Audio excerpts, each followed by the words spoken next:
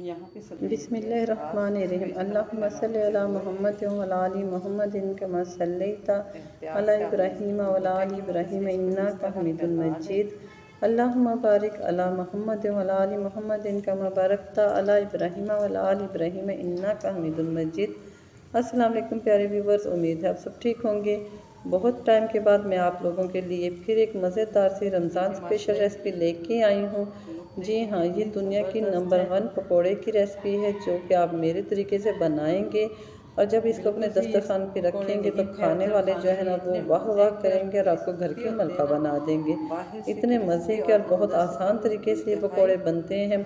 सब्ज़ी के ये पकोड़े जो कि बच्चों को भी बहुत पसंद आएंगे और बड़ों को भी। इस रेसिपी को बनाने के लिए यहाँ पे मैंने लिया है 1 अदद मीडियम साइज़ का प्याज को मैंने इस तरह बारीक स्लाइसिस में कट कर लिया।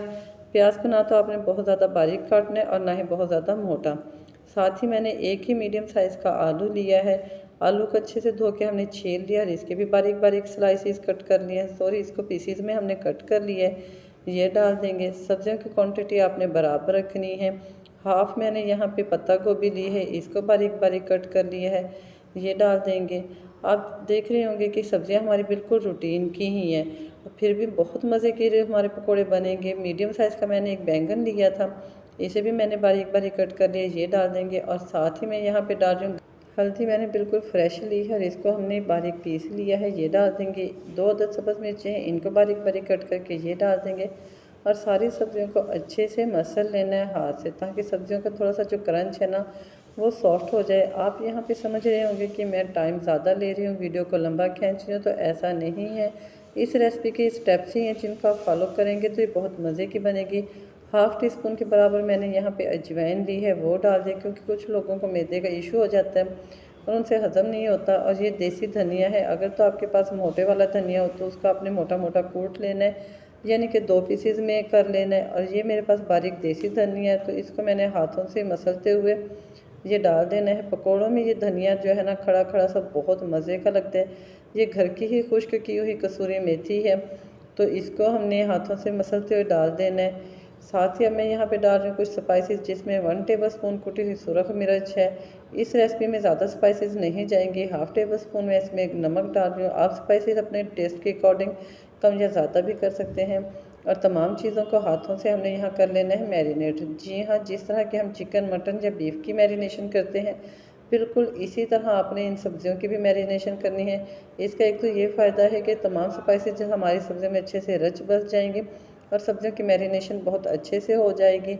अब मैं यहाँ पे ले रही हूँ 1 प्याली बेसन की जो कि 100 ग्राम के करीब है। बेसन को आपने अच्छे से छान लेना है क्योंकि मार्केट से हम जितना भी अच्छा साफ़ सुथरा बेसन लें फिर भी उसमें बाल वगैरह या कोई ना कोई कचरा निकल आता है। तो आप एक दफ़ा घर पे अच्छे से बेसन को छान लें और चम्मच की मदद से इन तमाम चीज़ों को मिक्स कर लें ताकि सब्जियों का जितना भी मॉइस्चर है वो बेसन के साथ अच्छे से मिक्स हो जाए।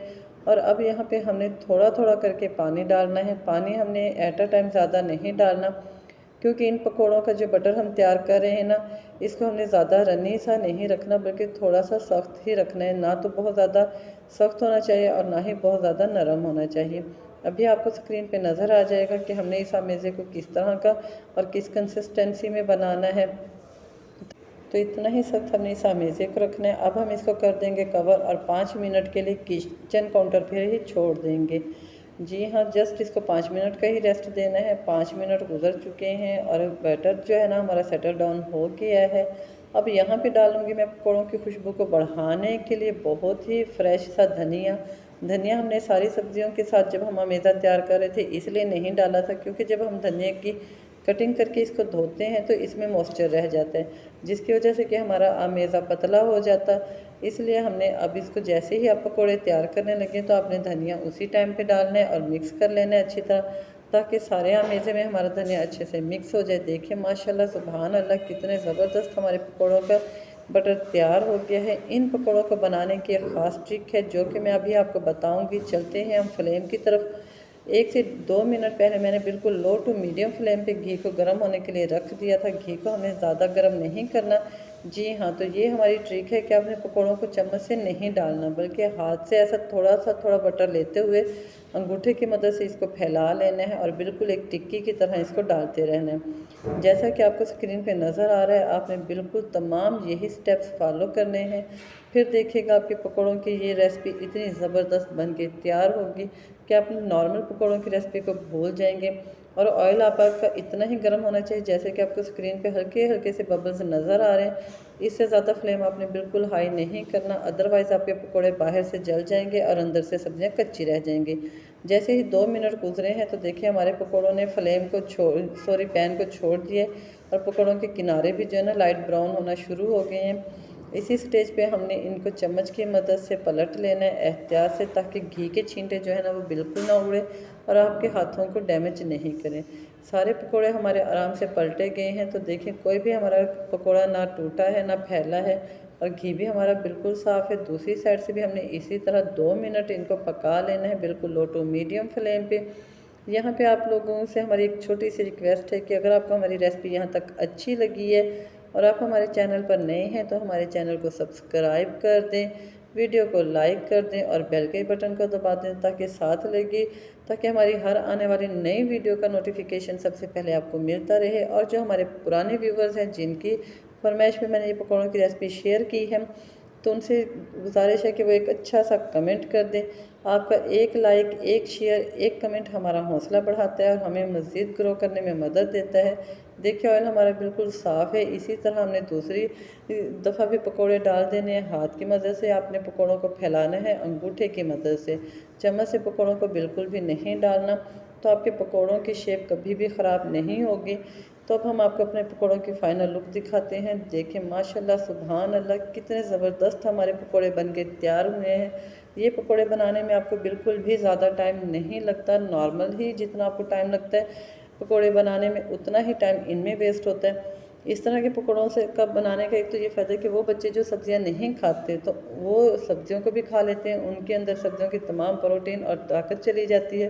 और ये पकौड़े देखने में भी बहुत मज़े के लगते हैं, बाहर से क्रिस्पी होते हैं और अंदर से सॉफ्ट होते हैं। तो एक बार आप लोगों से फिर रिक्वेस्ट है कि मेरी रेसिपी को आप लोगों ने ज़रूर ट्राई करना है और मुझे ज़रूर बताना है कि आपको ये रेसिपी कैसी लगी। इसके साथ ही मैंने सब्ज़ चटनी और दही का रायता बनाया है जो कि थोड़ा रनी सा है, क्योंकि यही रायता इसके साथ अच्छा लगता है। आप चाहें तो इसको आप सब्ज़ चटनी के साथ भी खा सकते हैं, केचप के साथ भी खा सकते हैं। जिस तरह भी आपको ये रेसिपी अच्छी लगे आप इसको बनाएं और खाएं और हमें अपने फ़ीडबैक से आगाह करें और हमें ज़रूर बताया करें कि आप हमें किस शहर से, किस कंट्री से देख रहे हैं, ताकि हम आपके लिए मज़ीद अच्छी ज़बरदस्त सी वीडियो शेयर करें ईद के लिए, रमज़ान के लिए और पूरा साल के लिए। इसके साथ ही दीजिए इजाज़त। अल्लाह हाफ़िज़।